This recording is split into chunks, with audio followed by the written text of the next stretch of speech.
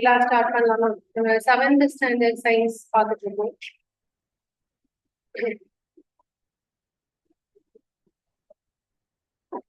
இதுவரை 10 லெசன்ஸ் பார்த்துருக்கோம். கரெக்டா? இது ஃபுல்லா எல்லாமே ரீட் பண்ணிட்டீங்களா எல்லாரும்? கொஸ்டின்ஸ் எது கேட்டாலும் நல்லா தெரியுமா?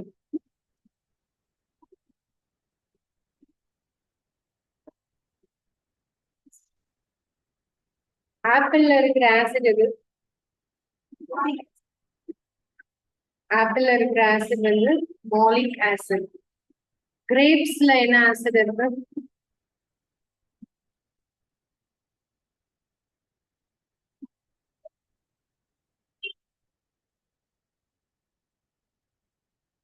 கிரேப்ஸ், திராட்சை, அதுல என்ன அமிலம் இருக்கு?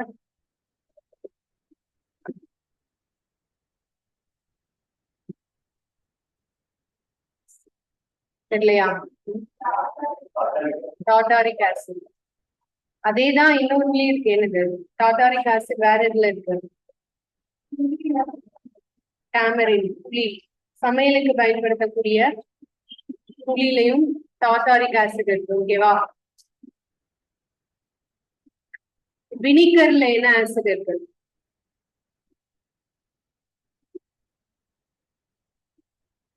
வினிகர் அப்படிங்கிறதுல என்ன ஆசிட் இருக்கு?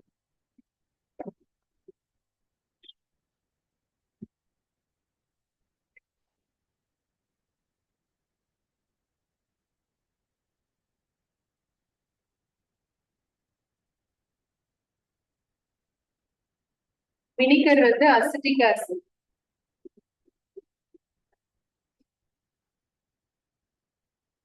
ஓகே, அடுத்தது நம்மளுடைய வயிற்று பகுதி, ஸ்டொமக்ல என்ன ஆசிட் எப்பவும் செப்பரேட் ஆகும்? Hydrochloric acid.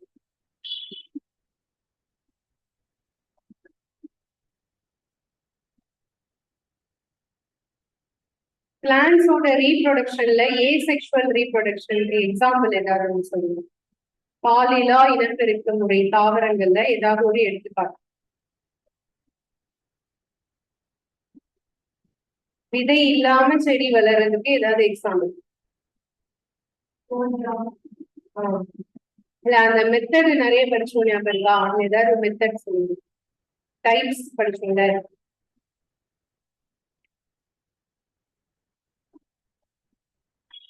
பட்டிங்னு ஒரு மெத்தட் பார்த்தோம்ல, அது எதுல யூஸ் ஆகும்? பட்டிங், அருங்குதல் அப்படிங்கிற ஒரு மெத்தட் வந்து எதுல யூஸ் ஆகும்? எதுல ரீப்ரொடக்ஷன் வந்து இந்த ப்ராசஸ்ல நடக்குது? பட்டிங்.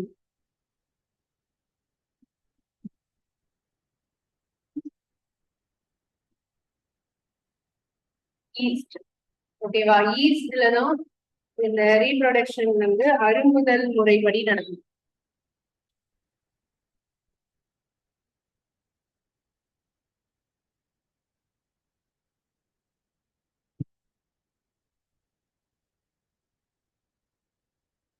வேற என்ன மெத்தட் பார்த்தோம்? வெஜிடேட்டிவ் மெத்தட்னா என்னது? பதிமுறை, அதான் ரோஜா செடி, இதுக்கெல்லாம் எக்ஸாம்பிள். ஓகேவா? அப்புறம்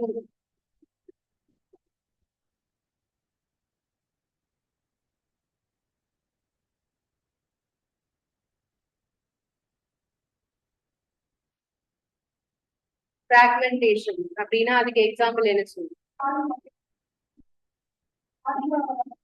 ஆல்கா. அது என்ன பர்டிகுலர்? அந்த ஆல்காவோட பேரு ஸ்பைரோகைரா. ஓகேவா? அப்புறம் பியூஸ் ஒயர் அப்படின்னு எடுத்து பார்த்தோம்ல, அந்த பியூஸ் ஒயர் எதால செய்யப்பட்டது? Fuse wire is made up of tin and lead. இந்த ரெண்டும் சேர்ந்த மிக்சர் தான் பியூஸ் ஒயர். பியூஸ் ஒயரோட மெல்டிங் பாயிண்ட் எப்படி இருக்கும்? லோவா இருக்குமா ஹையா இருக்கும்? மெல்டிங் பாயிண்ட் லோவா இருந்தாதான் சீக்கிரமா அது மெல்ட் ஆகி இந்த கனெக்ஷன் கட் ஆகும். சரியா? மெல்டிங் பாயிண்ட் வந்து லோவா இருக்கும், ரெசிஸ்டன்ஸ் தான் ஹையா இருக்கும்.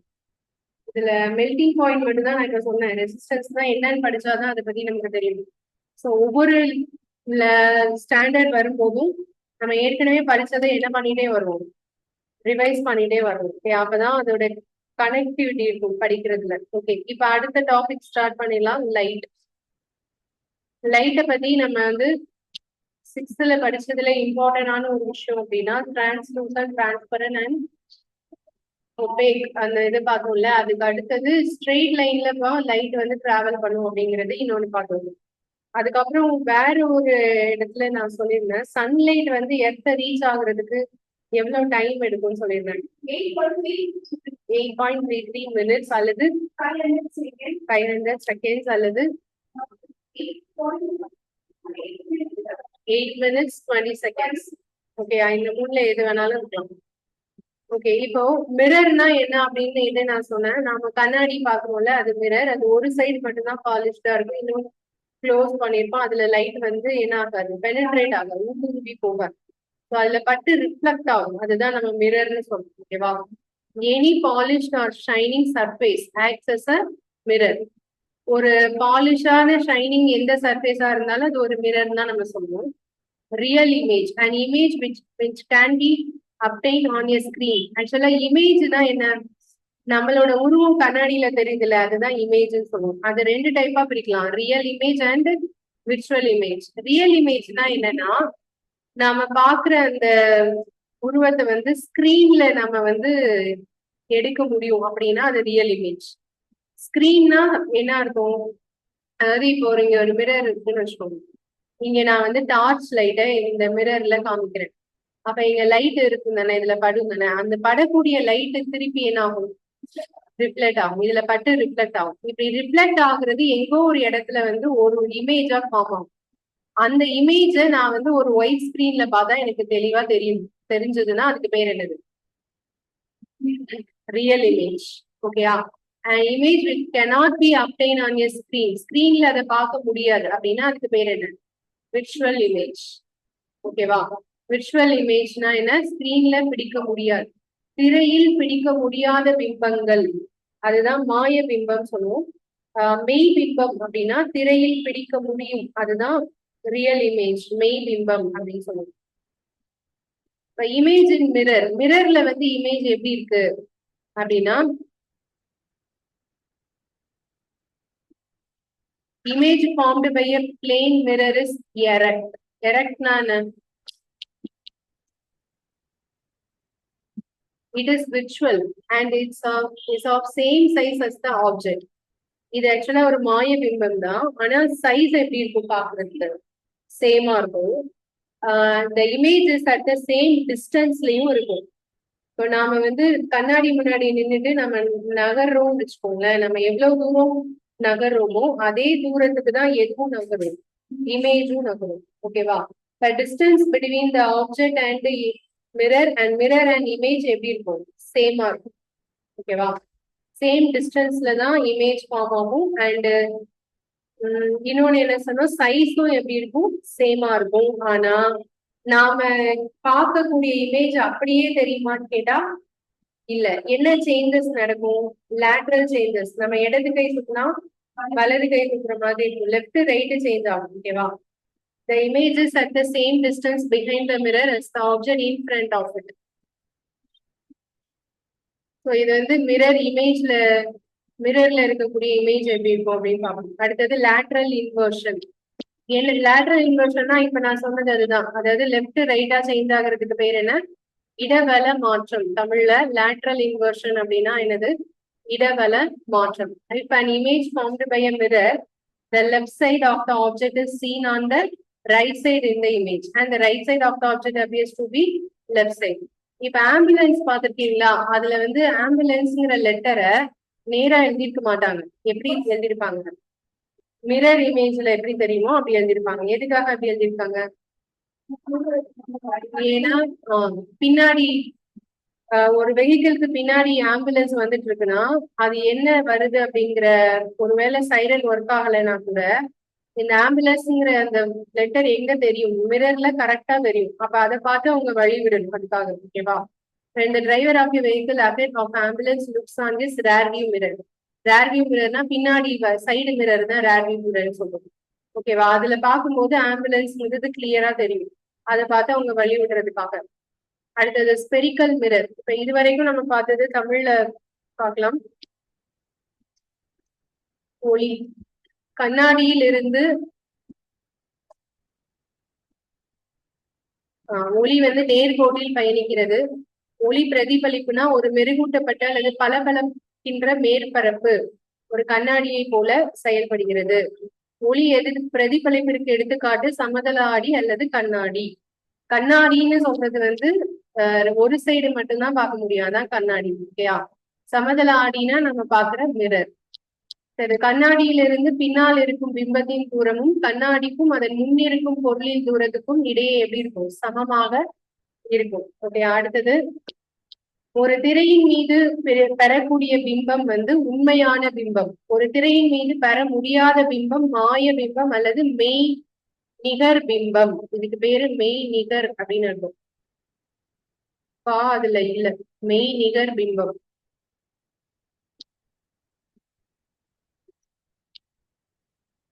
எரக்ட்ன்னு பார்த்தோம்ல இங்கிலீஷ்ல, அதாவது சமதள ஆடியில தோன்றக்கூடிய பிம்பம் வந்து இட்ஸ் அன் எரக்ட் இமேஜ் அப்படின்னு ஒரு வேர்ட் பார்த்தோம் இல்லையா? அதுக்கு என்ன அர்த்தம்னா நேரானது.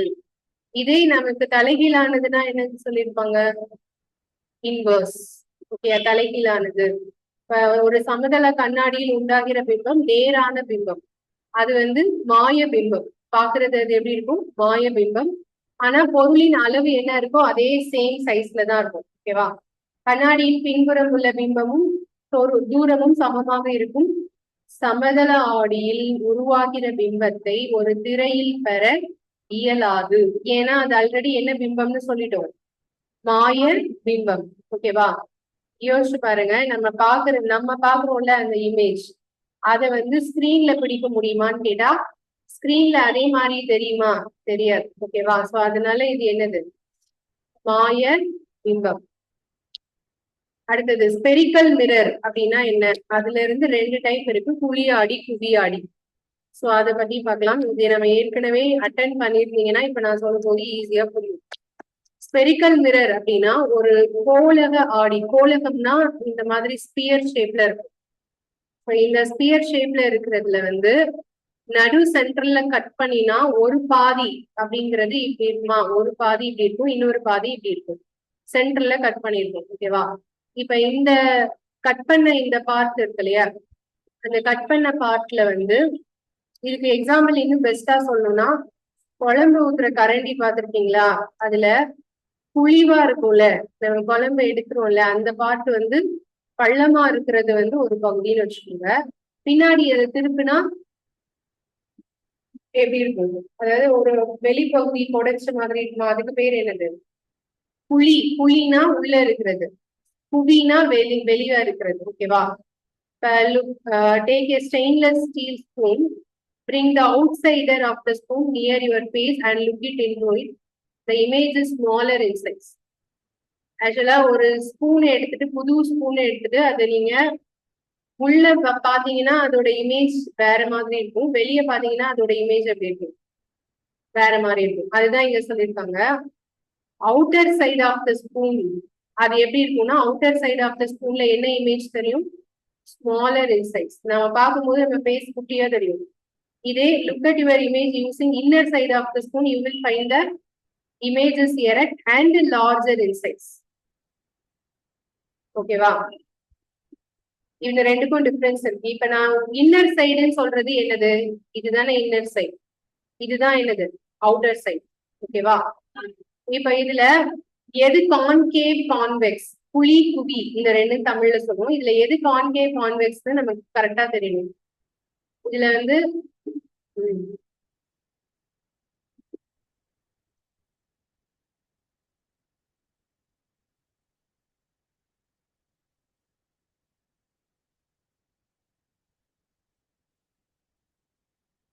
இதுல எது கான்கேவ் சொல்லுங்க. அதாவது கான்கேவ் அப்படின்னா தமிழ்ல குழி ஆடின்னு அர்த்தம்.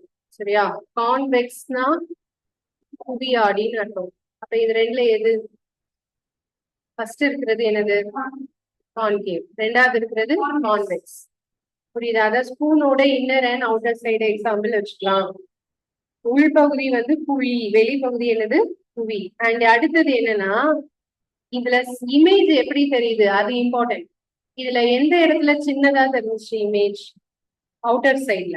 அவுட்டர் சைட்னா அது என்ன ஆடி?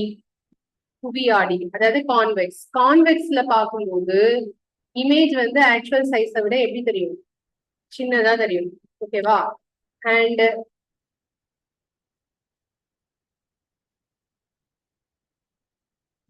இன்னர் சைட்ல வந்து நமக்கு சைஸ் எப்படி இருக்கும்? பெருசா இருக்கும்.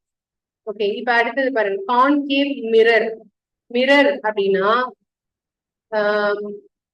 இது இன்னும் நம்ம கரெக்டா சொல்லணும்னா, கான்கேவ் மிரர் எங்க பார்க்கலாம் அப்படின்னா,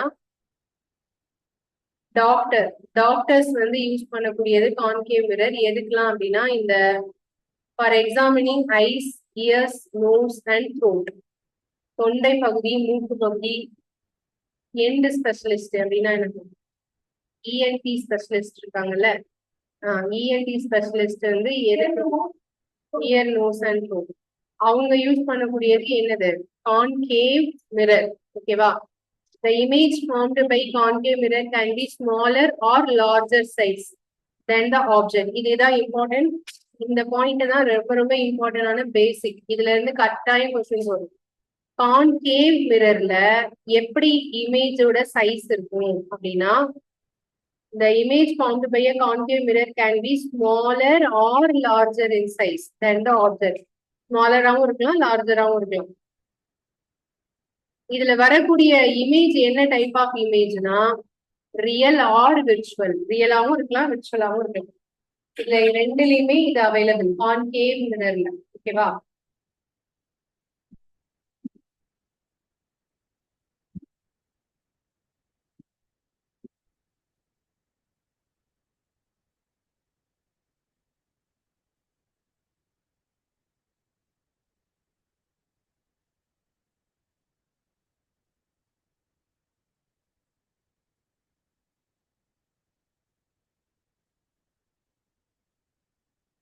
அடுத்த பாயிண்ட் என்னன்னா, இந்த கான்கேவ் மிரரை வந்து ரொம்ப தூரம் டிஸ்டன்ஸ் தள்ளி வைக்கிறோம் அப்படின்னா, சரி ரொம்ப பக்கத்துல வைக்கிறோம் அப்படின்னா, concave mirror when the object is placed very close to the mirror, the image formed is virtual and erect and magnified.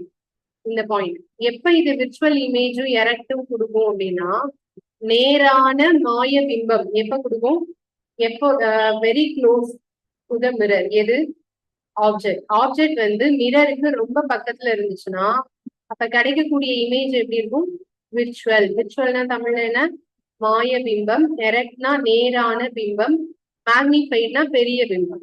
ஓகேவா? இந்த மாதிரி கிடைக்கும். கான்கேவ் மிரர் எங்கெல்லாம் யூஸ் ஆகுது? Doctors using in concave mirror, eyes, nose and throat.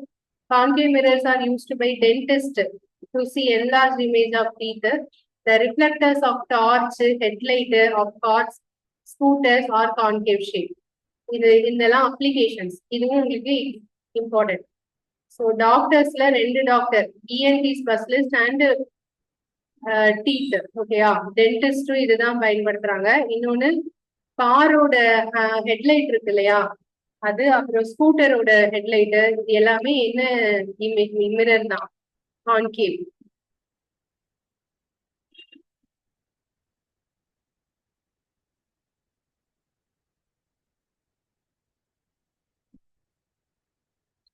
Okay, அடுத்தது convex mirror. Image formed by a convex mirror is erect, virtual and smaller in size. இதுதான் important இந்த point. நாம நல்லா கவனிங்க, கான்கேவ்ல வந்து எப்படிலாம் இருக்கலாம்னு சொன்னேன் நானு. ரெண்டுமே வருது. அது வந்து ஸ்மாலராகவும் இருக்கலாம், லார்ஜராகவும் இருக்கலாம், ரியலாகவும் இருக்கலாம், விர்ச்சுவலாகவும் இருக்கலாம். ஓகேவா? ஆனா கான்வெக்ஸ் மிரர் வந்து erect, virtual and smaller in size மட்டும்தான். இதுல ரெண்டு ஆப்ஷன் கிடையாது. புரிஞ்சுச்சா? குவி ஆடியில இருக்கக்கூடிய பிம்பம் நேரான மாய சிறிய பிம்பம். சிறிய நேரான மாய பிம்பம். இது கான்வெக்ஸ் மிரர்ல. ஆனா கான்கேவ்ல ரெண்டுமே சொன்னோம். ஸ்மாலாவும் இருக்கலாம், லார்ஜாவும் இருக்கலாம், அண்ட் ரியலாவும் இருக்கலாம், விர்ச்சுவலாவும் இருக்கலாம். ஓகேவா? ரியல் அண்ட் இன்வெர்டடும் இருக்கலாம். இன்வெர்டட்னா தலைகீழான பிம்பமும் வரலாம். புரியுதா? சோ எல்லாமே இதுல அவைலபிள் கான்கேவ்ல. ஆனா கான்வெக்ஸ் மிரர்ல ஒன்னே ஒண்ணு மட்டும்தான். இல்ல ஸ்மாலரா லார்ஜரான்னு கேட்டா ஸ்மாலர், விர்ச்சுவலா ரியலான்னு கேட்டா விர்ச்சுவல். ஓகேவா? நேரான பிம்பமா இன்வெர்டடான்னு கேட்டா நேரான, கரெக்ட். இதோட அப்ளிகேஷன் பாருங்க. இந்த கான்வெக்ஸ் மிரர் எங்க யூஸ் ஆகுதுன்னா side mirror. Best example side mirror in automobiles and convex mirrors. Convex mirrors can form images of objects spread over a large area. So these help the drivers to see the traffic behind them. ஆக்சுவலா என்னன்னா ரொம்ப தூரத்துல இருக்கிறத கூட side மிரரால நம்ம தெளிவா என்ன செய்ய முடியும், பார்க்க முடியும். ஓகேவா? அதனால அது பின்னாடி வரக்கூடிய டிராபிக் எல்லாம் ஈஸியா பாக்குறதுக்கு யூஸ் ஆகும். இன்னொன்னு இடத்துலயும் யூஸ் ஆகும். இந்த ஹேர்பின் பெண்டுன்னு சொல்லுவாங்கல்ல, மலையில ஏறும்போது அப்ப வந்து அந்த டேர்னிங்ல வந்து இந்த மிரர் வச்சிருப்பாங்க. ஓகேவா? எப்படின்னா இந்த சைட்ல இருந்து வர்றவங்களுக்கு அங்க ஏதாவது வெஹிக்கிள் வருதான்னு இந்த மிரரை பார்த்து கூட என்ன செய்யலாம், கண்டுபிடிக்கலாம். ஓகேவா? சோ இதெல்லாம் வந்து கான்வெக்ஸ் மிரரோட எக்ஸாம்பிள்ஸ்.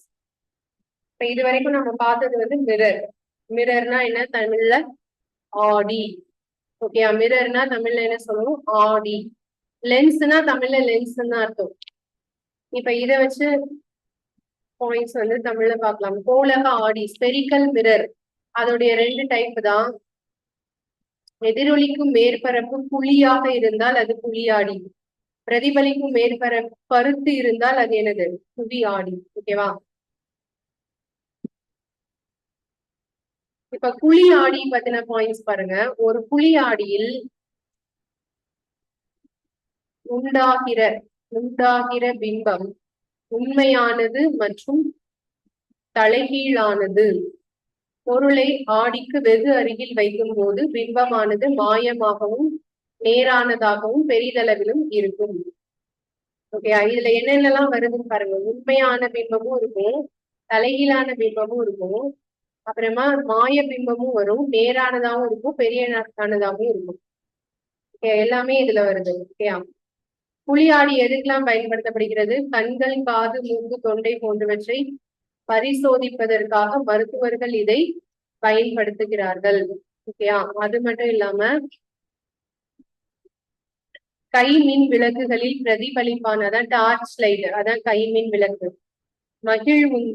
மகிழ்வுந்துனா இங்கிலீஷ்ல என்ன? ஆர். சிற்றுந்துனா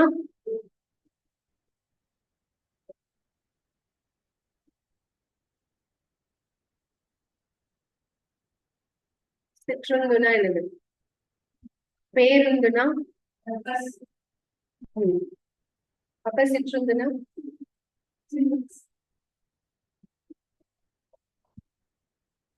mini bus.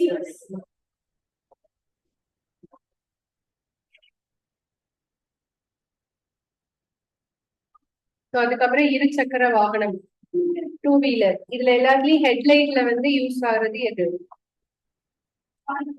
குழி ஆடி. ஓகே, அடுத்தது குவி ஆடி. வந்து இதுல வரக்கூடிய பிம்பம் எப்படி இருக்கு? நேரானது, மாய பிம்பம் மற்றும் சிறிய அளவானது. இதுதான் இம்பார்ட்டன்ட். கடைசியில நான் மொத்தமா கேட்பேன், அப்ப எனக்கு கரெக்டா சொல்லுங்க, இது கன்ஃபியூஸ் பண்ணாலும் சொல்லுங்க. மொத்தம் 4 வரும். சரியா? எதுலாம்னா கான்கேவ் மிரர், கான்வெக்ஸ் மிரர், அப்புறம் கான்கேவ் லென்ஸ், கான்வெக்ஸ் லென்ஸ் அப்படின்னு 4 வரும். 4லயும் எப்படி எல்லாம் பிம்பம் வரும் அப்படிங்கறத கரெக்டா நம்ம தெரியணும். சோ இதுதான் இதோடைய பிம்பங்கள். அடுத்தது போல லென்ஸ்னா என்னன்னு பார்க்கலாம்.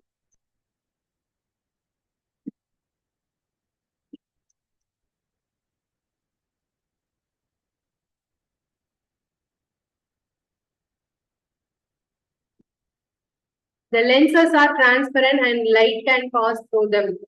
ஆல்ரெடி நான் லென்ஸ்க்கு எக்ஸாம்பிள் சொன்னேன். ஸ்பெக்ஸ் போட்டிருக்கிறவங்க லென்ஸ் தான் போட்டிருக்காங்க. ஓகேவா? 2 சைடுமே லைட் வந்து டிரான்ஸ்பரண்டா இருக்கும், அதுதான் lens. The magnifying glass is actually a type of lens. Magnifying glassனா என்ன அர்த்தம்னா, இந்த புக் ரீட் பண்றவங்க ஒரு லென்ஸ் வச்சு பார்த்து ரீட் பண்ணுவாங்க. அதுக்கப்புறம் சின்னதை பெருசாக்கி காமிக்கிறதா மேக்னிஃபையிங் லென்ஸ். அந்த லென்ஸ் வந்து ஒரு எக்ஸாம்பிள் சொல்லலாம். The lenses are widely used in spectacles. நான் சொன்ன மாதிரி spectacles, telescope and microscope. இதுல எல்லாத்துலயுமே லென்ஸ் தான் யூஸ் ஆகுது. ஓகேவா? கேமராலையும் என்ன யூஸ் ஆகுது? லென்ஸ் யூஸ் ஆகுது. ஓகேவா? Those lenses are thicker in the middle. இந்த லென்ஸை எப்படி நம்ம பிரிக்கலாம் எப்படி கான்வெக்ஸ் கான்கேவ்னு இதை வந்து ஜட்ஜ் பண்ணலாம் அப்படின்னா, லென்ஸை நீங்க தொட்டு பார்த்தா திக்கர் இன் த மிடில், ஓகேயா? மிடில்ல வந்து திக்கா இருக்கும், நல்ல தடிமனா இருக்கும். திக்குனா தடிமனா இருக்கும். அப்புறம் எட்ஜஸ்ல வந்து எப்படி இருக்கும், அதை விட கொஞ்சம் கம்மியா திக்னஸ் இருக்கும். அப்படி இருந்துச்சுன்னா அதுக்கு பேர் என்ன? கான்வெக்ஸ். ஓகே, அதாவது ஒரு லென்ஸ் இருக்குன்னு வச்சுக்கோங்களேன், சர்க்கிள் ஷேப்ல சென்டர் பார்ட் மட்டும் கொஞ்சம் பெருசா இருக்கும் மற்ற பார்ட்டை விட. அப்படின்னா இதுக்கு பேர் என்ன? கான்வெக்ஸ். கான்வெக்ஸ்னா தமிழ்ல என்ன? குவி லென்ஸ். ஓகேவா? இப்ப சென்டரா இருக்கிற லென்ஸ்ல மத்ததெல்லாம் வந்து தடிமனா இருக்கும், சென்டர் பகுதி மட்டும் தின்னா இருக்கும். இப்ப நடு பகுதி குழிவா இருக்கு, சரியா? இதுக்கு பேர் அப்ப என்னது? கான்கேவ், குழி லென்ஸ்.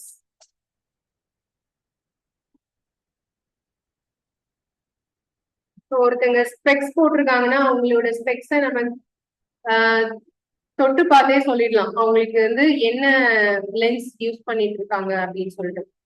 ஓகேவா? those lenses which feel thinner in the மிடில்ல தின்னா இருக்கும் அண்ட் எட்ஜஸ்ல பெருசா இருந்துச்சுன்னா அது வந்து கான்கேவ், குழி லென்ஸ். இதுதான் லென்ஸ் ஐடென்டிஃபை பண்ற மெத்தட். நம்ம மிரருக்கு எதை எக்ஸாம்பிள் சொல்லி சொன்னோம்? கான்வெக்ஸ் மிரர் கான்கேவ் மிரர் எப்படி கண்டுபிடிக்கிறதுனா அதுக்கு ஒரு எக்ஸாம்பிள் சொல்றேன். என்ன எக்ஸாம்பிள் சொல்றேன்? ஸ்பூன் சொன்னோமா, அந்த ஸ்பூனோட இன்னர் சைடு அவுட்டர் சைடு அதை வச்சு கான்கேவ் மிரரா கான்வெக்ஸ் மிரரான்னு சொல்லிடலாம். இப்ப லென்ஸுக்கு எப்படி சொல்லலாம்னு சொன்னோம், சென்டர் பார்ட் வந்து நல்ல தடிமனா இருந்தா குவிவா இருந்தா அது குவி லென்ஸ், சென்டர் பார்ட் குழியா இருந்தா குழி லென்ஸ், தின்னரா இருந்தா குழி லென்ஸ். இது ஓகே தானா? அடுத்தது இதுல எப்படி எல்லாம் இமேஜ் கிடைக்குது அப்படின்னு பார்க்கலாம். கான்வெக்ஸ் லென்ஸ் அப்படின்னா என்ன பண்ணும்? கான்வெக்ஸ் லென்ஸ் வந்து லைட்டை அது வழியா பாஸ் பண்ணும்போது அதை வந்து என்ன செய்யும் அப்படின்னா converges the light generally falling on it, therefore it is called converging lens. convergesனா என்னப்பா? ஒரு பாயிண்ட்ல கொண்டு வந்து சேர்க்குமா இல்ல ஒரு பாயிண்ட்ல இருந்து அப்படியே ஸ்பிளிட் பண்ணுமா? அதாவது நான் கேட்கறது என்னன்னா கவனிங்க, ஒரு லைட் இங்க பாஸ் பண்ணுதுன்னா இந்த இடத்துல லென்ஸ் இருக்குன்னா இங்க இருந்து இந்த லைட்டை அப்படியே ஸ்பிளிட் பண்றது இதுவா? ஸோ அப்படி இல்லைன்னா உங்களுக்கு வேற நிறைய இடத்துல இருந்து வர்ற லைட்டை ஒரே பாயிண்ட்ல வந்து மெர்ஜ் பண்றதா? இதுவா இதுவா? கன்வர்ஜஸ்னா எது?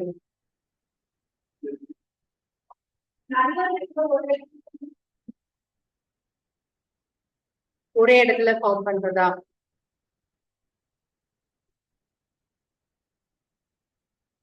கொஞ்சம் தமிழ்ல பாத்தீங்கன்னா ஈஸியா புரியும். குவிலென்ஸ். குவிலென்ஸ்னா என்னன்னா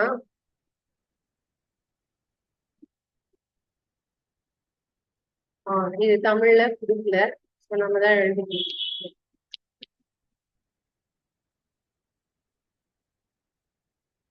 நான் சொல்ற பாயிண்ட் நோட் பண்ணிக்கோங்க. கன்வர்ஜிங்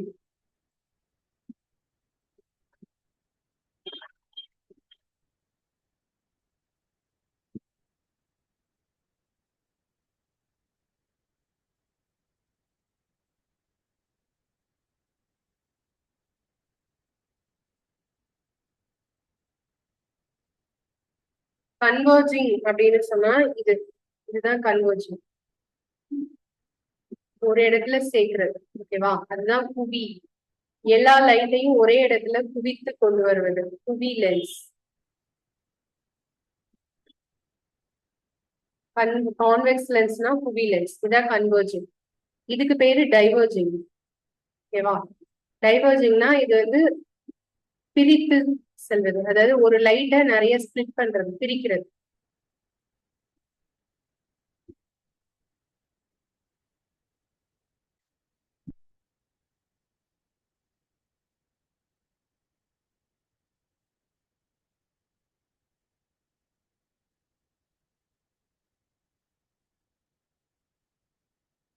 அடுத்தது இதுதான் கான்வெக்ஸ் லென்ஸ். கான்வெக்ஸ் லென்ஸோட வேலை என்ன? கன்வர்ஜிங். ஓகேவா? அடுத்தது convex lens can form real and inverted image. இதுல வந்து ரியல் இமேஜும் வரும், என்னதும் வரும். இன்வெர்டட் இமேஜ் வரும். ரியலா விர்ச்சுவலான்னு கேட்டா ரியல். அண்ட் எரெக்டா இன்வெர்டட்னா இன்வெர்டட். இப்ப when the object is very close to the lens, இது வந்து ஒருவேளை லென்ஸுக்கு பக்கத்துல இருந்துச்சுன்னா அந்த இமேஜ் வந்து ரியலா இருக்காது, என்னவா இருக்கும்? விர்ச்சுவல். ஓகே, அது இன்வெர்டடா இருக்காது, என்னவா இருக்கும்? எரெக்ட். ஓகேவா? அதாவது இதுல வந்து நேரான உண்மையான பிம்பமா மாய பிம்பமான்னு கேட்டா உண்மையான பிம்பமும் வருது, மாய பிம்பமும் வருது. இங்க சொல்றோம்ல விர்ச்சுவல் எப்போனா ரொம்ப க்ளோஸா இருக்கும்போது. அப்ப ரியலும் வந்துருச்சு, விர்ச்சுவலும் வந்துருச்சு. எரெக்டா இன்வெர்டடான்னு கேட்டா இன்வெர்டடும் இருக்கு, எரெக்டும் இருக்கு. ஓகேவா?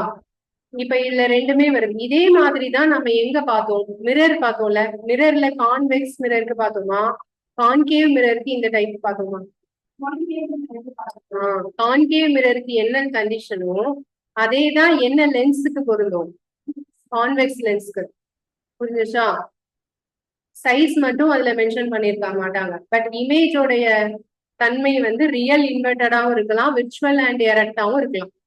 எல்லாமே இதுல வரும். ஓகேவா? இதுல வந்து இதுதான் அப்படின்னு பர்டிகுலரா மென்ஷன் பண்ண முடியாது, எல்லா ஆப்ஷன்ஸும் இருக்கு. இதே இது மிரர்ல எங்க படிச்சோம்னா கான்வெக்ஸ் மிரர்ல படிக்கல, எங்க படிச்சோம்? கான்கேவ் மிரர்ல படிச்சோம். ஓகே, அடுத்தது கான்கேவ் லென்ஸ்க்கு வாங்க. இதுல இன்னொரு பாயிண்ட் இருக்கு. when we used to see object magnified, the convex lens is called a magnifying lens. magnifying glass. உருப்பெருக்கும் கண்ணாடி என்று அழைக்கப்படக்கூடிய லென்ஸ் எதுன்னு கேட்டா குவி லென்ஸ். ஓகேயா? தமிழ்ல இது உருப்பெருக்கும் கண்ணாடி என்று அழைக்கப்படக்கூடிய லென்ஸ் எது அப்படின்னா குவி லென்ஸ்.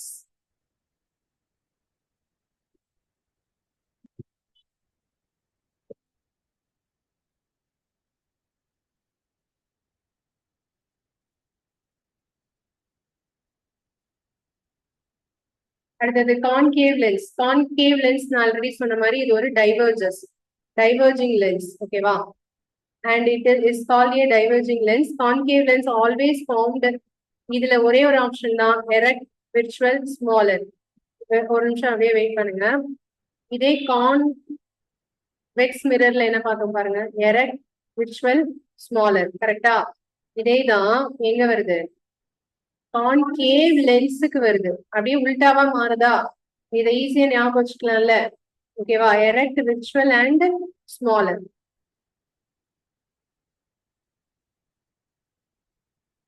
இப்ப நாலும் நம்ம படிச்சிட்டோமா? இப்ப லென்ஸ் மிரர் எல்லாருக்கும் கிளியரா இருக்கா? மிரர்னா ஒரு சைடு தான் ரிஃப்ளெக்டிங் ஃபேஸ் இருக்கும். ஓகேயா? லென்ஸ்னா ரெண்டு சைடும் இருக்கும், டிரான்ஸ்பரண்டா இருக்கும். அதுல ஸ்பூன் எக்ஸாம்பிள் வச்சோம்னா இன்னர் சைட்ல இருக்கிறது கான்கேவ் மிரர், அவுட்டர் சைட்ல இருக்கிறது கான்வெக்ஸ் மிரர். லென்ஸ்ல சென்டர்ல தொட்டு பார்த்தா தடிமனா இருந்துச்சுன்னா அது வந்து குவி லென்ஸ், அதாவது கான்கேவ் லென்ஸ். சென்டர்ல பள்ளமா இருந்துச்சுன்னா அது குழி லென்ஸ், கான்வெக்ஸ் லென்ஸ் ஃபர்ஸ்ட், ரெண்டாவது என்னது? Concave lens.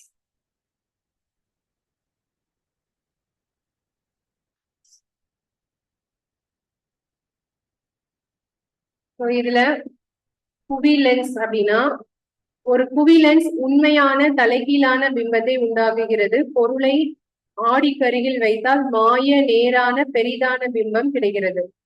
பொருளை பெரிதாக்கி பார்ப்பதற்கு பயன்படுத்துவது குவி ஆடிகள், உருப்பெருக்கி கண்ணாடி என அழைக்கப்படுகிறது. அதாவது குவி லென்ஸுகள், ஆடிகள் இல்ல, குவி லென்ஸுகள். குவி லென்ஸுகள் உருப்பெருக்கி கண்ணாடி என அழைக்கப்படுகிறது. ஓகேவா? இது ஒரு இம்பார்ட்டன்ட் பாயிண்ட். Magnifying glass. அடுத்தது குழி லென்ஸ் என்னன்னா ஒரு குழியாடி எப்போதும் நேரான மாய பொருளை விட சிறிய அளவு பிம்பத்தை உண்டாக்கும். இதுதான் குழி லென்ஸ் உடைய பிம்பம்.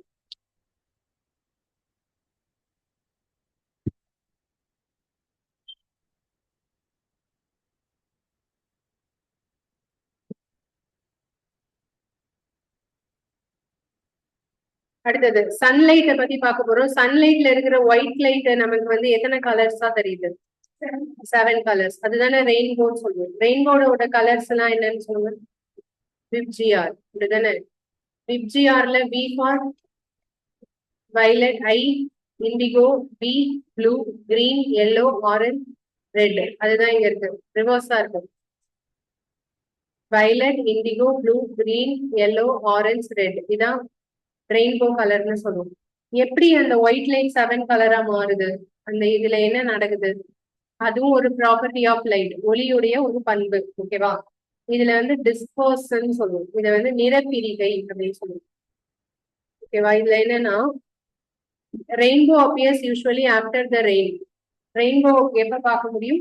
மழை பெஞ்சு முடிச்சதுக்கு அப்புறமா லைட்டா சன்லைட் வந்தாதான் அதுல தெரியும் நமக்கு. இல்லைன்னா எப்பவும் மழை பெஞ்சாலும் வானவில பார்க்க முடியாது. மழை பெஞ்சு முடிச்சதுக்கு அப்புறமா சூரியன் வர ஆரம்பிச்சதுன்னா நம்ம எதை பார்க்கலாம்? ரெயின்போவை பார்க்கலாம். ஓகேவா? when the sun is low in the sky, the rainbow is seen a large arc in the sky with many colors. இது எல்லாருக்கும் தெரியும். இதே மாதிரி ரெயின்போவோட கலர்ஸ நாமளே லேப்ல கிரியேட் பண்ண முடியுமான்னு கேட்டா முடியும். அதுக்கு யூஸ் பண்ணக்கூடிய மெட்டீரியல் தான் என்னது? பிரிசம். தமிழ்ல இதுக்கு பேர் என்ன? முப்பட்டகம்.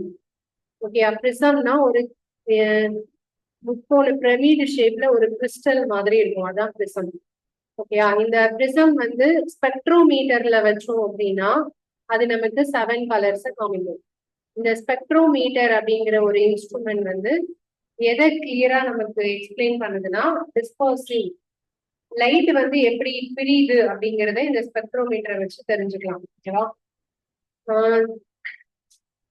allow a narrow beam of sunlight through a small hole of the window of a dark room on fall one face of the prism. இது நீங்க ஸ்பெக்ட்ரோமீட்டர் தான் வைக்கணும்னு அவசியம் இல்லை. அவங்க எதை வச்சு செய்ய சொல்றாங்கன்னா, ஒரு ரூம் நல்ல டார்க்கான ரூம் எல்லாமே க்ளோஸ் பண்ணிட்டு ஒரு சின்ன ஹோல் வழியா மட்டும் சன்லைட் உள்ள வர மாதிரியான செட்டப் வச்சுட்டு, ஓகேயா, அந்த இதுல வந்து அந்த ஹோல் வழியா வரக்கூடிய லைட் அந்த பிரிசம்ல பட்டுச்சுன்னா அதுல நீங்க இன்னொரு சைட்ல பாத்தீங்கன்னா எத்தனை கலர்ஸ் நம்ம பார்க்கலாம்? 7 கலர்ஸ் பார்க்கலாம். இதை வந்து நீங்க எது வழியா செஞ்சு பார்க்கலாம்னா, ஒரு பெரிய கார்ட்போர்ட் பாக்ஸ் அட்டை டப்பா எடுத்துட்டு அது உள்ள வந்து என்ன பண்ணலாம்? இந்த மாதிரி செட்டப் வச்சு பார்க்கலாம். ஓகேவா? அப்படி ஒரு ஹோல் வழியா லைட் மட்டும் உள்ள பட்டுச்சுன்னா அதுல எத்தனை கலர்ஸ் தெரியும் நமக்கு? 7 கலர்ஸ் தெரியும். ஓகே, இப்போ let the light coming out of the other face of the prism fall with a white sheet paper or a white wall. This shows the sunlight consists of 7 colors. This means that white light consists of 7 colors. In the process க்கு பேர் என்ன? dispersion. இது அடுத்த கிளாஸ்ல படிப்போம். But இப்ப எழுதிக்கோங்க. White light வந்து 7 கலர்ஸா பிரிகிறதுக்கு பேர் என்னன்னா நிறப்பிரிகை. தமிழ்ல நிறப்பிரிகை. 7 கலர்ஸா பிரிகிறதுக்கு பேரு டிஸ்பர்ஷன்.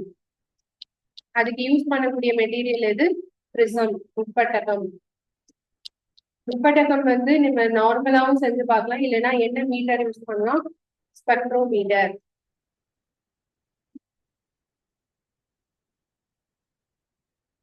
ரெயின்போல உள்ள 7 கலர்ஸ் விப்ஜிஆர். அண்ட் ரெயின்போ எப்ப மட்டும் தான் தெரியும்னா மழை பெஞ்சதுக்கு அப்புறம் லைட்டா வெயில் வரும்போதுதான் ரெயின்போவை நம்மளால பார்க்க முடியும். அடுத்தது போல நியூட்டன்ஸ் டிஸ்க். நியூட்டன்ஸ் டிஸ்க் வந்து ஒரு ஃபேமஸான டிஸ்க். இது என்னன்னா நியூட்டன் டிஸ்க் வந்து என்னன்னா ஒரு 10 சென்டிமீட்டர் டயாமீட்டர்ல இதை வந்து கார்ட்போர்டு நீங்க கட் பண்ணீங்கன்னா, டயாமீட்டர்னா என்னன்னு தெரியும்ல? ஒரு சர்க்கிள்ல சென்டர்ல இருந்து வருது டயாமீட்டரா, ஒரு எட்ஜ் டு இன்னொரு எட்ஜ் டயாமீட்டரா? இதுதான் டயாமீட்டர். ஓகேவா? சென்டர்ல இருந்து பார்த்தா அது என்னது? ரேடியஸ். அவங்க என்ன சொல்றாங்கன்னா, இதுல இருந்து இது வரைக்கும் எத்தனை சென்டிமீட்டர் கட் பண்ண சொல்றாங்க? 10 centimetre. Divide this into 7 segments. அப்படின்னா சின்ன சின்ன சர்க்கிளா போடணும். செக்மெண்ட்ஸ்னா இந்த மாதிரி ஒரு கேப் இருக்குல்ல, அது மாதிரி 7 கேப் இருக்கணும். நான் ஒரு கேப் போட்டிருக்கேன் இல்லையா, அது மாதிரி 7 கேப்ஸ் வர மாதிரி இதை ஸ்பிளிட் பண்ணிக்கணும். அதுக்கப்புறம் paint the 7 rainbow colours on the segments. ஒரு செக்மெண்ட்லயும் ரெயின்போல இருக்கிற ஒரு கலரை நல்லா டார்க்கா அடிச்சிடணும். Make a small hole at the centre of the disc. அதுல சென்டரா ஒரு ஹோல் மாதிரி செட்டப் பண்ணிட்டு அதை வந்து பிக்ஸ் பண்ணிக்கணும். இதுல ஒரு ரீஃபில் பால் பென் டிப்ல வந்து அதை ஃபில் பண்ணிட்டு நல்லா ஸ்பீடா சுத்தி வருது. அதாவது அது நல்லா டைட்டாலாம் ஃபிக்ஸ் பண்ணக்கூடாது. லூஸா ரவுண்டா அது வந்து என்ன செய்யணும், ரொட்டேட் ஆகுற மாதிரி ஃபிக்ஸ் பண்ணிட்டு when the disc is rotated fast, அது நல்லா ஃபாஸ்டா ரொட்டேட் பண்ணீங்கன்னா the colors get mixed together. என்ன கலர்ல தெரியும்? the disc appears whitish, white கலர்ல தெரியும். இதுதான் நியூட்டன் ப்ரூவ் பண்ணாரு. சன்லைட் தான் ஒயிட், சன்லைட் ஒயிட் கலர்ல தான் இருக்கு, ஆனா அதுல எத்தனை கலர்ஸ் இருக்கு? 7 கலர்ஸ். இதை என்ன பண்ணி ப்ரூவ் பண்ணாரு? இந்த மாதிரி 7 கலர்ஸ் உள்ள கார்டோட ஸ்பீடா சுத்தி விட்டா அதுல என்ன கலர் தான் தெரியுது? ஒயிட் கலர் தான் தெரியுது. இது நீங்க நார்மலா வாட்டர் கலர் உங்ககிட்ட இருந்துச்சுனாலும் அது நீங்க வந்து எல்லா கலர்ஸையும் சேர்த்து மிக்ஸ் பண்ணி பாத்தீங்கன்னா அது என்ன கலரா தான் மாறும்? ஒயிட்டா தான் மாறும். சரியா? such a disk is properly known as Newton's disk. இதை கண்டுபிடிச்சவர் யாரு? நியூட்டன். புரியுதா? ஸோ நியூட்டன் டிஸ்க் தான் இதோட பேரு. கண்டுபிடிச்சவர் நியூட்டன். நியூட்டன் வேற என்னெல்லாம் கண்டுபிடிச்சிருக்காரு? ஆப்பிள் கண்டுபிடிச்சாரா?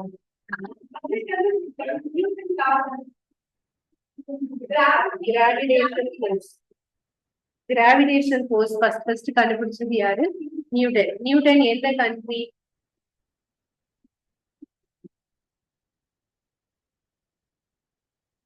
நியூட்டன் அவரோட ஃபுல் நேம் வந்து சர் ஐசக் நியூட்டன். அவர் வந்து எங்கன்னா பிரிட்டிஷ், இங்கிலாந்து. ஓகேவா?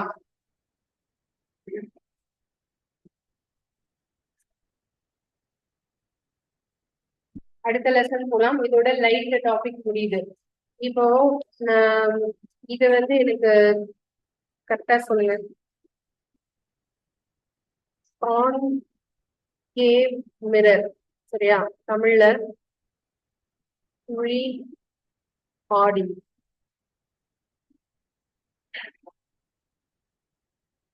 இதுல number 1 virtual, number 2 real, number 3 large, number 4 small, number 5 erect, inverse. அதாவது விர்ச்சுவல்னா தமிழ்ல என்ன? மாய பிம்பம். ரியல்னா மெய் பிம்பம். லார்ஜ்னா பெரிய, ஸ்மால்னா சிறிய, எரக்ட்னா நேரான, இன்வர்ஸ்னா தலைகீழானது. மொத்தம் 6 நம்பர் எழுதியிருக்கேன். சரியா? இது கான்கேவ் மிரர் ஃபர்ஸ்ட் ஒன். அடுத்தது வந்து கான்வெக்ஸ் மிரர்,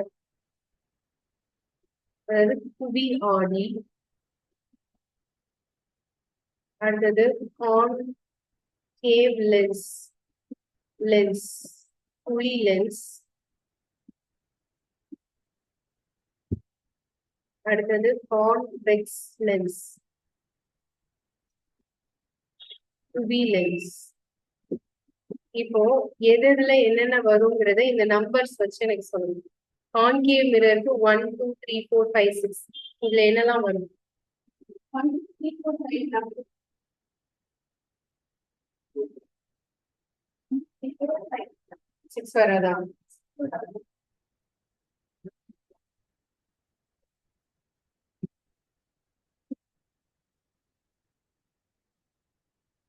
ரிப்ளை பண்ணுங்கப்பா. இதுக்கு என்ன வரும்னு சொல்லி ரிப்ளை பண்ணுங்க. கான்கேவ் மிரர்னா இப்ப நான் எழுதியிருக்கிறேன்ல, இதுல இருந்து என்னெல்லாம் வரும்?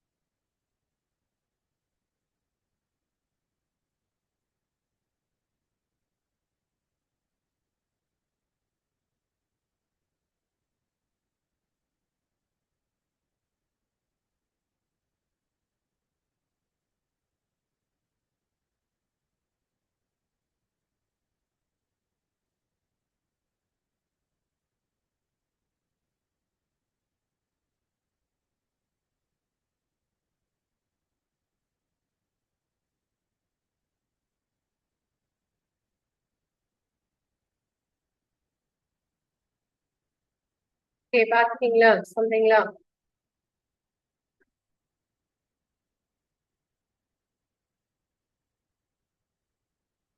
சொல்லுங்க. கான்கேவ் மிரர்ல இதுல என்னெல்லாம் வரும்? 1 வரும். ஓகே, அடுத்தது 2, அப்புறம் 1 2 3 4 5 6 எல்லாமே வரும். கான்கேவ் மிரர் வரும், இன்வெர்டடும் வரும். பாருங்க. இல்ல, பாருங்க பாருங்க, தெரியுதா?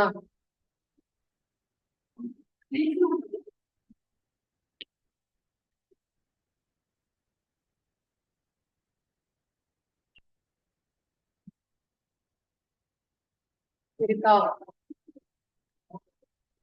இதை க்ளோஸ் பண்ணா அது போயிடும், அதுக்காக. கான்கேவ் மிரர்ல real, virtual, smaller, larger, real, inverted எல்லாமே வரும். சரியா?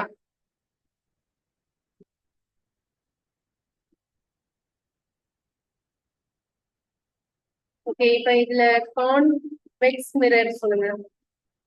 குவி ஆடியில இதுல என்னெல்லாம் வரும்? கான்வெக்ஸ் மிரர்ல பர்டிகுலரா ஒண்ணு மட்டும் தான் நம்ம சொல்லியிருக்கோம். அது என்னது? ஒன் ஒன் வந்து விர்ச்சுவல். ஓகேயா? அடுத்தது ஸ்மால்.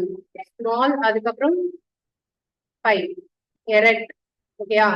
விர்ச்சுவல், ஸ்மால், எரெக்ட் தான் இதுல கிடைக்கும். அதாவது மாய, சிறிய, நேரான பிம்பம். ஓகேவா? இது மிரருக்கு.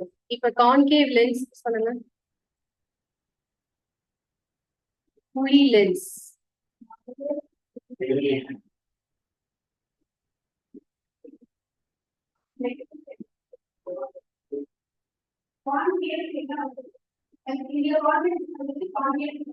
மாத்தி வரும் தானே? இப்ப கான்கேவ் லென்ஸ்க்கு என்ன வரும்? இது 1 4 5. இதுல 1 2 3 4 5. ஆனா இதுல ஸ்மால் வராதுப்பா, 4 மட்டும் வராது, 5 6 தான். ஏன்னா குவி லென்ஸ் வந்து மேக்னிஃபைங் கிளாஸ்னு சொன்னோம், ஞாபகம் இருக்கா? அதனால இது பெருசா தான் காமிக்கும், ஸ்மால் வராது. ஓகேவா? லார்ஜர் சைஸ் தான் இமேஜ். இத டீடைலா நம்ம வந்து 10th ஒரு டேப்லெட் காலமாவே படிப்போம். பட் இது வந்து பேசிக். ஓகேவா?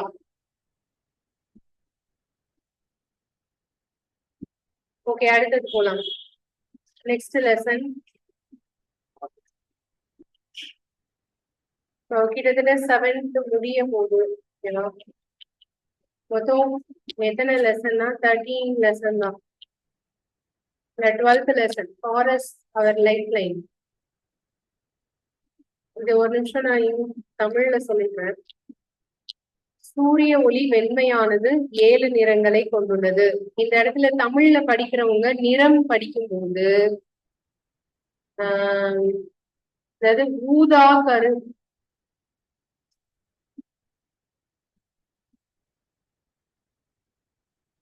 நீலம், ஊதா, இந்த ரெண்டுக்கும் டிஃபரன்ஸ் இருக்குப்பா. சரியா? இதுல ஊதானா என்ன சொல்வீங்கப்பா?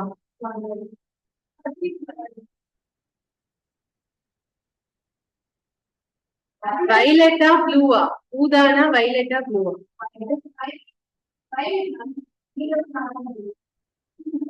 இது வந்து வைலட். ஓகேயா? இது வந்து இண்டிகோ, இது வந்து ப்ளூ, இது கிரீன், இது எல்லோ. ஆரஞ்ச தமிழ்ல என்ன சொல்றாங்க? காவி. அதுக்கப்புறம் ரெட். சோ இந்த கலர்ஸ் கரெக்டா பாத்துக்கணும். அப்படி இல்லைன்னா பெஸ்ட் இங்கிலீஷ்லயும் பாத்துறது, இல்ல கன்ஃபியூஸ் பண்ணி போட்டுருக்கூடாது. அது ஒரு முப்பட்டகம் வழியாக வெண்மை நிற ஒளியை செலுத்தினால் அது 7 நிறங்களாக பிரிகை அடையும் நிகழ்வுக்கு பெயர் என? நிறப்பிரிகை. ஓகேவா? நியூட்டன் வட்டு, ஒரு வட்டமான அட்டை வட்டு எடுத்துக்கொள்ளவும், அதை 7 பிரிவுகளாக பிரிக்கவும், 7 நிறங்களையும் இப்பிரிவுகளில் பூசவும், வட்டின் நடுவில் ஒரு சிறு துளையிடவும், வட்டு வேகமாக சுழற்றப்படுகையில் நிறங்கள் ஒன்று சேர்ந்து வட்டு வெண்மையாக காட்சியளிக்கும். இத்தகைய வட்டு என்னது? நியூட்டன் வட்டு. இதை கண்டுபிடிச்சவர் நியூட்டன். காடுகள் நமது உயிர் நாடி. தமிழ்ல பார்த்துட்டு அப்புறம் இங்கிலீஷ்ல போலாம். நம்மை சுற்றியுள்ள காடுகளிலிருந்து பல்வேறு பொருட்களை போன்றவற்றை உள்ளடக்கிய அமைப்பு காடு. தமிழ்ல சில வார்த்தைகள் கொஞ்சம் மாறுது. பல்வேறு தாவரங்கள், விலங்குகள் மற்றும் நுண்ணுயிரிகள் போன்றவற்றை உள்ளடக்கிய அமைப்பு காடு. ஒரு காட்டில் மரங்கள் தான் முதன்மையான அடுக்கு, அதை தொடர்ந்து புதர்கள், அதுக்கப்புறம் தாவரங்களின் மிக தாழ்ந்தாக அடுக்கு அமைவது எனது சிறு செடிகள். காட்டில் பல்வேறு கூறுகள் ஒன்றை ஒன்று சார்ந்திருக்கும். காடு தொடர்ந்து வளரவும் மாறவும் மற்றும் மீண்டும் உருவாகவும் முடியும். காட்டில் உள்ள மண், நீர், காற்று மற்றும் உயிர் வாழினங்களுக்கிடையே ஒன்றுக்கொன்று தொடர்புள்ளது. ஃபுட் செயின் பார்த்திருக்கீங்க தானே, உணவு சங்கிலி, அதுதான் இங்க சொல்றாங்க. காடு எதை மண்ணை அரிப்பிலிருந்து பாதுகாக்கிறது. காடு வளரவும் மறு உற்பத்தியாகவும் மண் உதவுகிறது. காட்டில் வசிக்கிற சமூகங்களுக்கு காடு உயிர் நாடி. வெப்பநிலை, நீர் சுழற்சி மற்றும் காற்றின் தரத்தின் மீது காட்டின் செல்வாக்கு உள்ளது. இல்ல ஏதாவது முக்கியமான பாயிண்ட்ஸ்ல இருக்கா? ஒன்றும் இல்ல, சும்மா போட்டிருக்காங்க ஒரு lesson. Forest is a system comprising various plants, animals, and microorganisms. Microorganisms which convert the dead plants and animals to humans are known as decomposers. Decomposers என்ன? மட்க செய்வது. ஓகே, மட்குவது தான் இந்த decomposers. In forest, trees form the uppermost layer and followed by shrubs. Shrubs na புதர்கள். The herbs na சிறு செடிகள். Lowest layer of vegetation. Different layers of vegetation provide food and shelter for animals. The various components of forest are interdependent on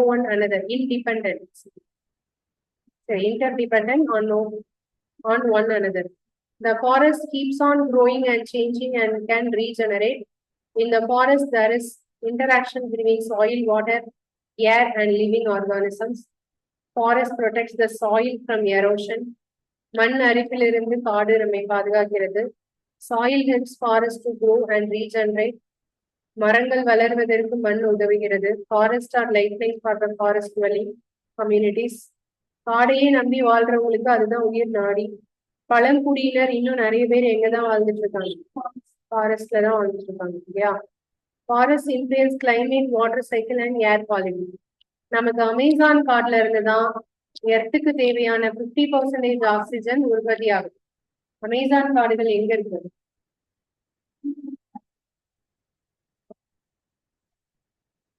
Amazon காடு எந்த கண்ட்ரில இருக்கு?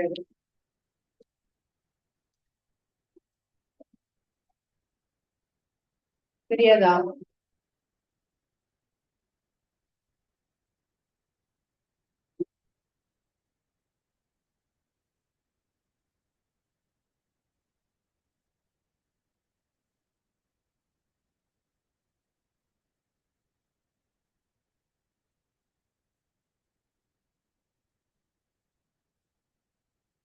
யாராவது ஒருத்தர் reply பண்ணுங்க. Amazon எங்க எந்த கண்ட்ரில இருக்கு? சர்ச் பண்ணாம சொல்லுங்க, இல்லைன்னா இல்லைன்னு சொல்லுங்க.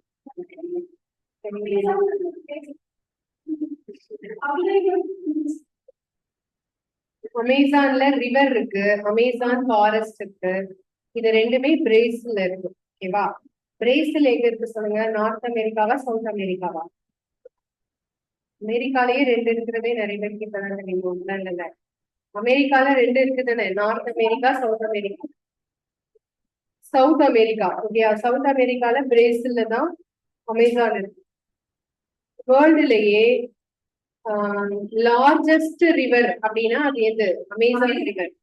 மிக பெரிய நதி அப்படின்னா அது அமேசான். மிக பெரிய காடுன்னு சொன்னா அது அமேசான் காடு. ஓகேவா?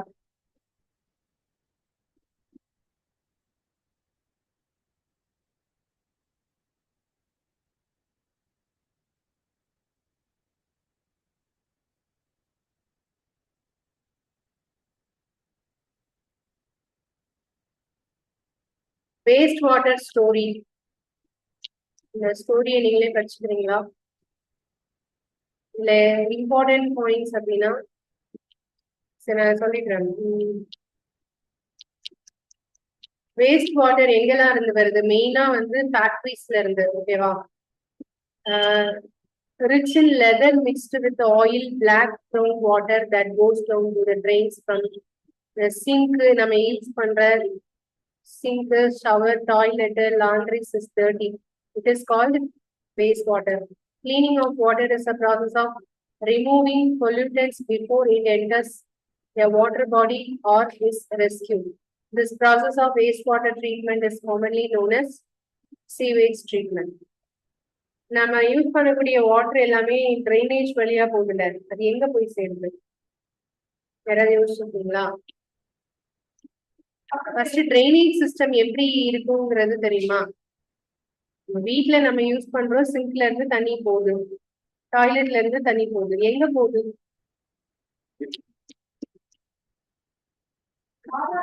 கால்வாயில போகும். கால்வாயில இருந்து எங்க போகுது? ஏரியில இருந்து மறுபடியும் எங்க வருது? ஏரினா அதெல்லாம் க்ளோஸ்டா இருக்கிற இடம், அங்க இருந்து எப்படி கடலுக்கு போகுது? ஏரினா ஒரு சரி, நமக்கு தண்ணி குடிக்கிற தண்ணி எங்க இருந்து எடுத்துட்டு வராங்க? கார்பரேஷன் வாட்டர் எங்க இருந்து எடுத்துட்டு வராங்க? அது என்ன நீர் போவாங்க? ஏரிதான், சம்பரம்பாக்கம் ஏரி, புழல் ஏரி. ஏரியில எல்லாம் விட மாட்டாங்க வேஸ்ட் வாட்டர் வந்து.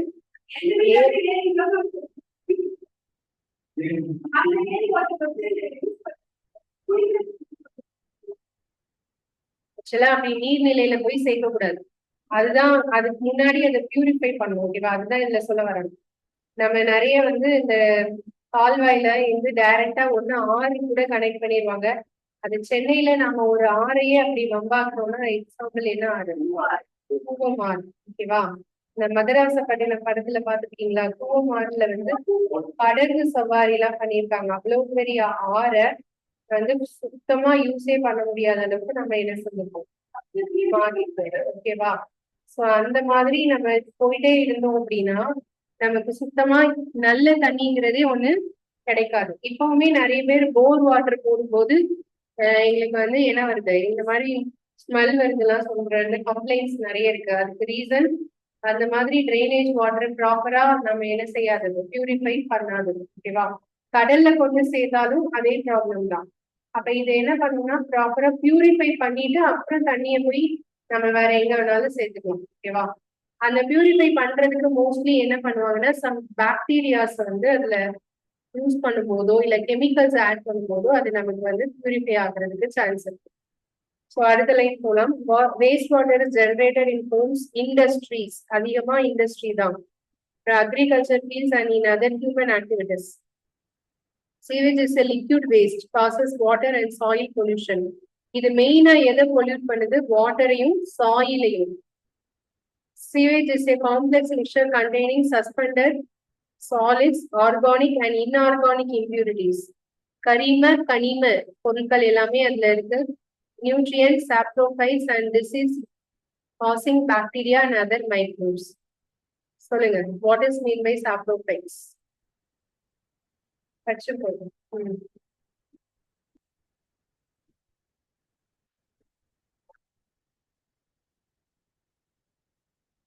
சொல்லுங்க, சாப்ரோஃபைட்ஸ் தான் என்னது?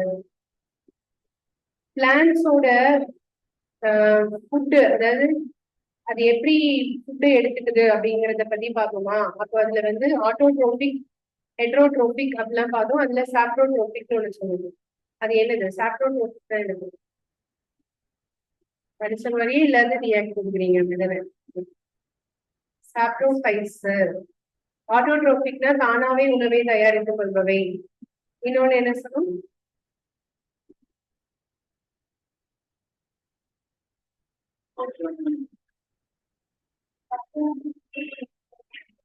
தற்சார்பு, பிற சார்பு. இது என்னது?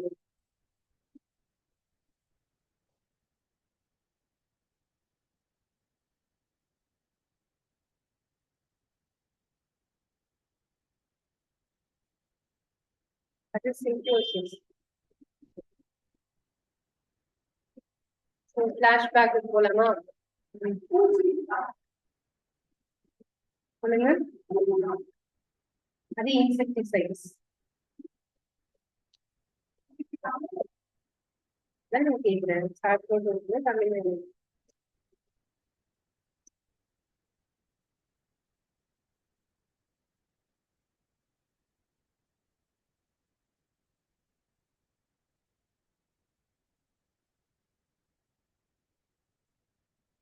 பாருங்க.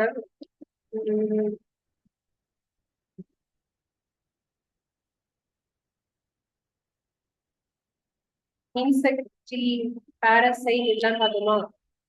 இதுல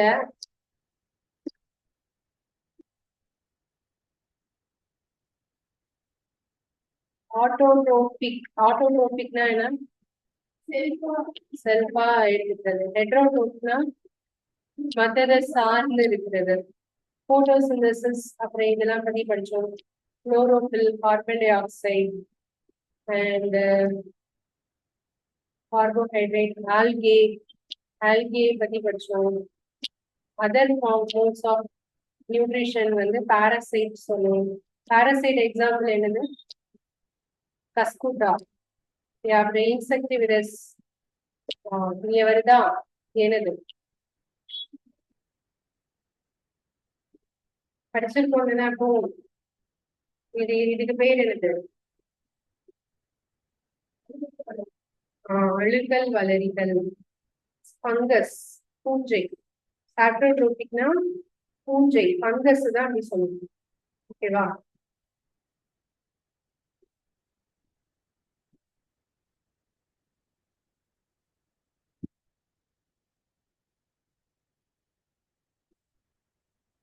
Saprophytes and disease causing bacteria and other microbes.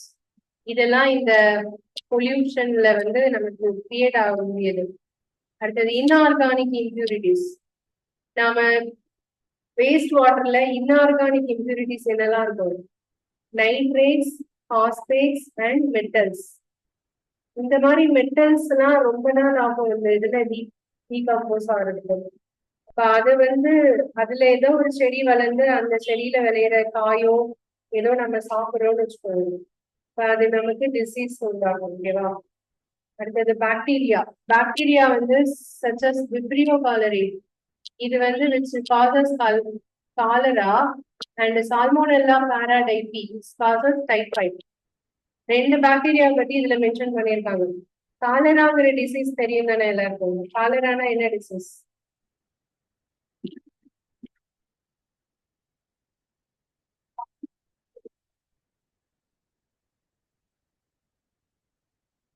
காலரானா என்ன டிசீஸ்?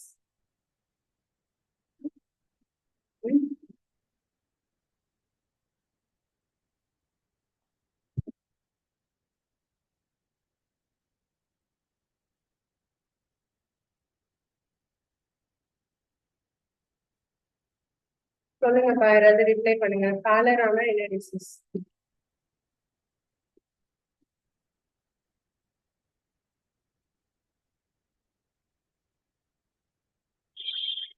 இப்ப ஆக்சுவலா ரீசெண்டா எங்கேயுமே காலரா நம்ம அதிகமா பார்க்க முடியாது. இது வந்து டிசென்ட்ரி, வயிற்றுப்போக்கு. ஓகேவா? நார்மலா இந்த நீங்க வந்து ஃபுட் பாய்சன் ஆச்சுனாலும், ஏதாவது உடம்பு சரியில்லை, ஃபுட்டு ஒத்துக்கல, டிராவல் பண்றோம் ரொம்ப நேரம், அந்த மாதிரி டைம்ல வர டிசென்ட்ரி வேற. எப்படி இருக்கும் அப்படிங்கறத வந்து எங்களுக்கு எங்க டீச்சர்ஸ் எல்லாம் கிளியரா சொன்னாங்க. அது நம்ம வந்து ஒரு அவேர்னஸ் வேணும் அப்படிங்கிறதுக்காக நான் உங்களுக்கு சொல்றேன்.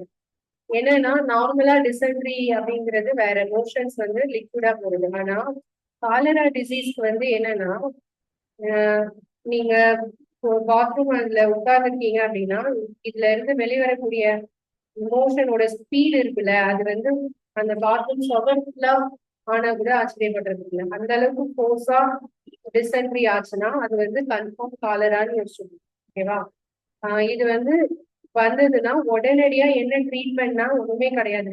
இது ட்ரீட்மெண்ட் கிடையாது. அது நம்ம ஃபர்ஸ்ட் எய்ட் முதல்ல பார்க்கணும். இல்லை அப்படின்னா ஒரு 5 or 6 டைம்ஸ்லயே அவங்களோட பல்ஸ் லோ ஆரம்பிச்சிடும். ஓகேவா? அந்த மாதிரி இருக்கிற டைம்ல நம்ம என்ன, நம்மளோட வாட்டர்ல பாடியில இருக்கிற வாட்டர் கண்டென்ட் போயிட்டே இருக்கு. ஓகேவா? ஸோ நம்ம வந்து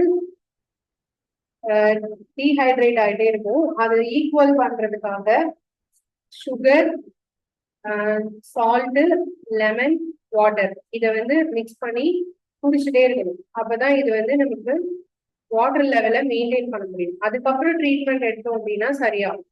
இப்போ காலரா வந்து ஃபர்ஸ்ட் நமக்கு எல்லா வேர்ல்டு ஃபுல்லா இந்த நோய் பரவுது. ஆனா அதுக்கான ட்ரீட்மெண்ட் யாருக்குமே தெரியல. நிறைய பேர் இறந்து போறாங்க. ஓகேவா?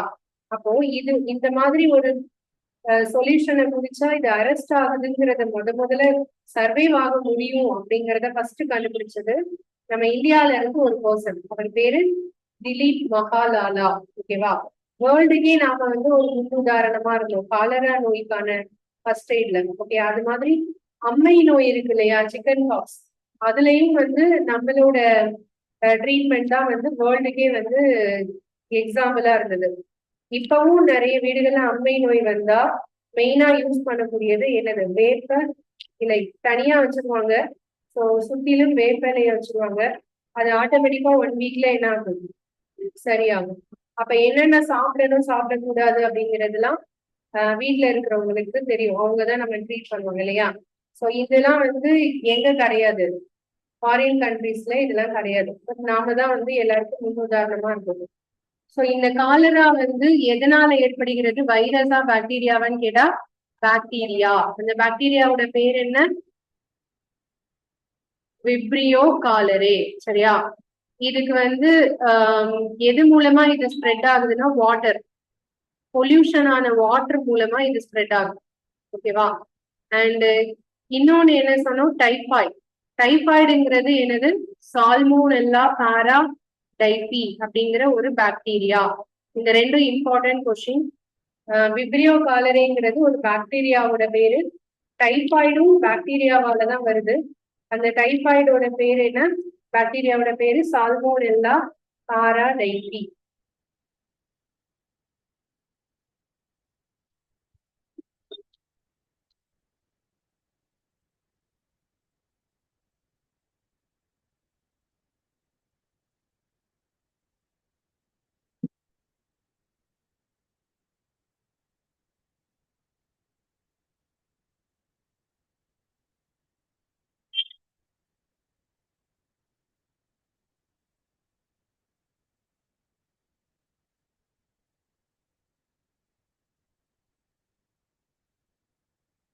ஓகே, அடுத்த point. Treatment plants reduce pollutants in wastewater to level where nature can take care of it.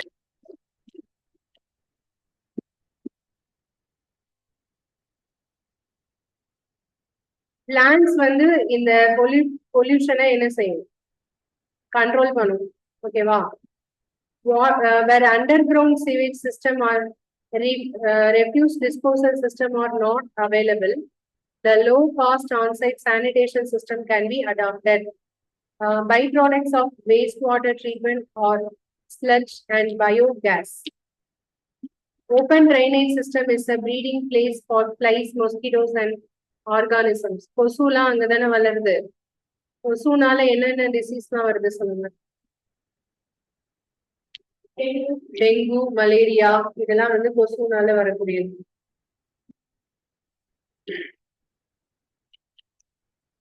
அதுக்கப்புறம் உள்ள பாயிண்ட்ஸ் நீங்க ரீட் பண்ணிக்கோங்க. இந்த லாஸ்ட் ஒன்று சொல்லிடுறேன். 2016 தான் என்ன ஸ்கீம் அனௌன்ஸ் பண்ணாங்க, ஸ்வச் பாரத். ஸ்வச் பாரத்னா என்ன, கிளீன் இந்தியா. அப்ப வந்து யாரு பிரைம் மினிஸ்டரா ஸ்டார்டிங்ல வந்தாரு, யாரு, Modi. So Modiji prime minister ஆகி எவ்வளவு வருஷம் ஆகுது,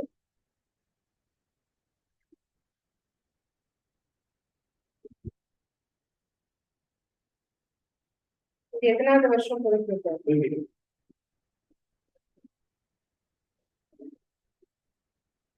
11 years.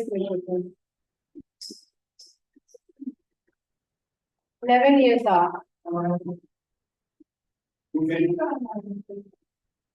அவர் 16ல வரல, அவர் வந்து 14ல வந்தாரு. சரி, இந்த ஸ்வச் பாரத் வந்து எப்போ எந்த டேட்ல ஸ்டார்ட் பண்ணாங்க, அதுல ஒரு பின்னாடி ஒரு கதை இருக்கு. ஸ்வச் பாரத் வந்து 2016ல அக்டோபர் 2ல ஸ்டார்ட் பண்ணுவோம். சரியா? அக்டோபர் 2 யாருடைய பர்த்டே? காந்தி ஜெயந்தி. அது எதுக்காக அதோட மிஷன் ஸ்டார்ட் பண்ணும்போது ஒரு எய்ம் சொல்லியிருந்தாங்க. என்னன்னா 2019க்குள்ள நாங்க கிளீன் இந்தியாவை உருவாக்குவோம் அப்படின்னு சொல்லியிருந்தாங்க. ஓகேவா?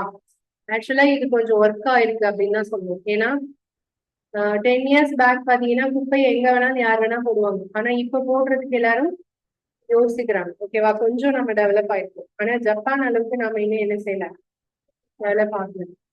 ஜப்பானோட கிளீனினஸ் பாத்துருக்கீங்களா? நீங்க எங்க தேடினாலும் ஒரு குப்பை தொட்டி கூட தேடி கண்டுபிடிக்க முடியாது. ஏன்னா அங்க வந்து எங்கேயுமே குப்பை தொட்டி கிடையாது. நீங்க ஏதாவது வேஸ்ட் இருந்துச்சுன்னா அதை முதல்ல என்ன பண்ணணும், வீட்டுக்கு கொண்டு போய் வீட்டுல உள்ள குப்பை தொட்டியில தான் போடணும். அங்க வந்து தெருவுல குப்பை தொட்டி வைக்க மாட்டாங்க ஜப்பான்ல. ஓகேவா? அண்ட் தெருவுல நீங்க நடந்து போனா உங்க கால்ல கூட தூசி ஒட்டாது. அந்த அளவுக்கு கிளீனான ஒரு கண்ட்ரி ஜப்பான். அது எல்லாமே அவங்க கிட்ட கொண்டு வர்றதுக்கான ரீசன் என்ன தெரியுமா? பேசிக் வந்து டிசிப்ளின். ஓகே, ஒரு செய்யக்கூடாதுன்னா செய்யக்கூடாது. ஆனா நாமெல்லாம் இங்க என்ன பண்றோம்? அது எப்படி என்ன செய்யக்கூடாதுன்னு நீங்க சொல்லலாம் அப்படின்னு சொல்லிதான் செய்யணும். அந்த இது டிசிப்ளின் இல்லாத வரைக்கும் நம்மளால என்ன செய்ய முடியாது. இன்னொன்னு நம்ம கிட்ட இருக்கிற பெரிய சேலஞ்ச் என்னன்னா பாப்புலேஷன். எல்லாரையும் ஒரே இதுக்குள்ள கொண்டு வர்றது கஷ்டம். ஓகே, இப்ப 2019க்குள்ள இந்த இதை நாங்க வந்து அச்சீவ் பண்ணுவோம்னு சொல்லிதான் ஸ்வச் பாரத் சொல்லுவாங்க. எதை இப்ப எய்ம் பண்ணி அப்படின்னு பாத்தீங்கன்னா 2019 அக்டோபர் 2ல வந்து காந்தியோட 150th பர்த்டே வந்துச்சு. ஓகே, 150வது பிறந்த நாள் வந்துச்சு காந்திஜியோட. அது ஞாபகார்த்தமா இத வந்து சொன்னாங்க. அப்ப காந்தி எப்ப பிறந்தாரு சொல்லுங்க? காந்தி பிறந்த வருஷம் என்ன சொல்லுங்க?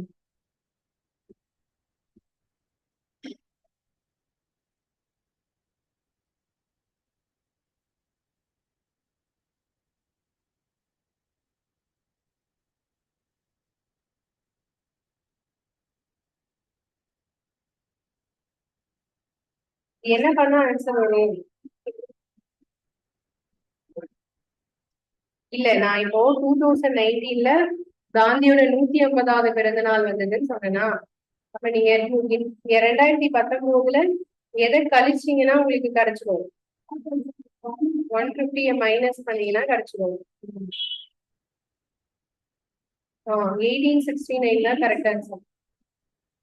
காந்தியோட பிறந்த இயர் வந்து என்னது? 1869.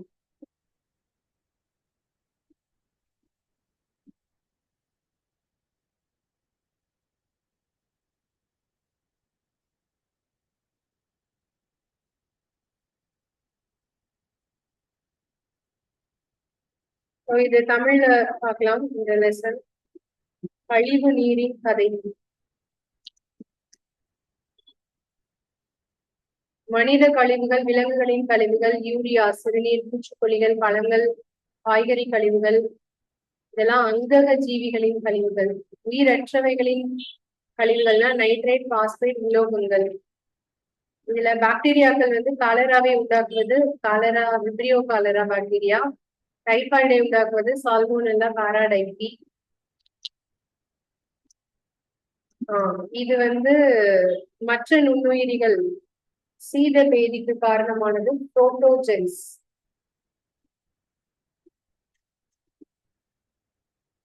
பயன்படுத்திய நீர் கழிவு நீர். கழிவு நீரை திரும்ப பயன்படுத்த முடியும். எப்படின்னா கிளீன் பண்ணதுக்கு அப்புறம் பயன்படுத்தலாம். ஓகேவா? வீடு, தொழிற்சாலை, விவசாய நிலங்கள், மனித செயல்பாடுகளின் கழிவுநீர் தயாராகிறது. அதனை சாக்கடை என்று அழைப்போம். சாக்கடை என்பது நீர்ம திரவ கழிவு. இதுல எந்த பாயிண்ட் இம்பார்ட்டன்டா அது மட்டும் சொல்றேன். இப்போ மாட்டுடைய சாணம் இருக்கு இல்லையா, அதுல இருந்து எலக்ட்ரிசிட்டி ப்ரொடியூஸ் பண்றாங்க. அந்த வீடியோஸ் எல்லாம் பாத்துருக்கீங்களா?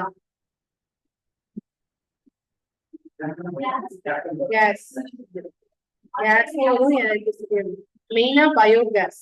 ஓகேவா?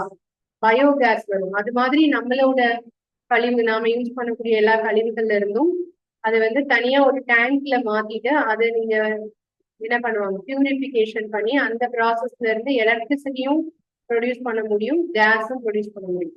அந்த மாதிரி சிஸ்டம் எல்லாத்துக்குமே மாத்திட்டோம் அப்படின்னா நமக்கு வந்து எது பெட்ரோல் டீசலை நம்பியே இருக்கணும்னு அவசியம் இல்லை.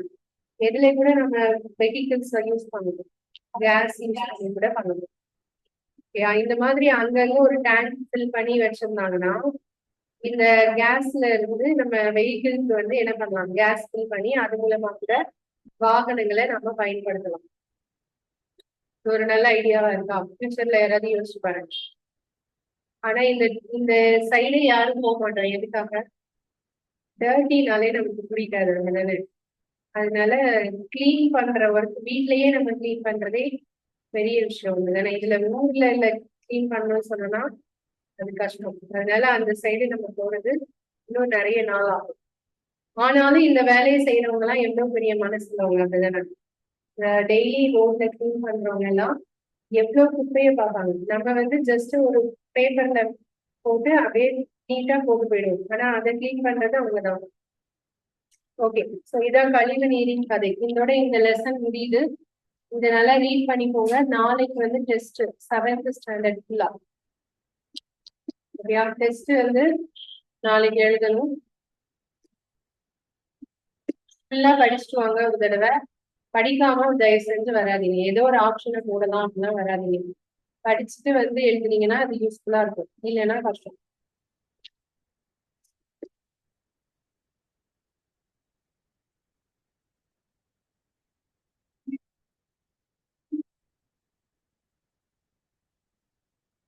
ஓகேப்பா, மீதி உள்ளதை நாளைக்கு பார்க்கலாம். டைம்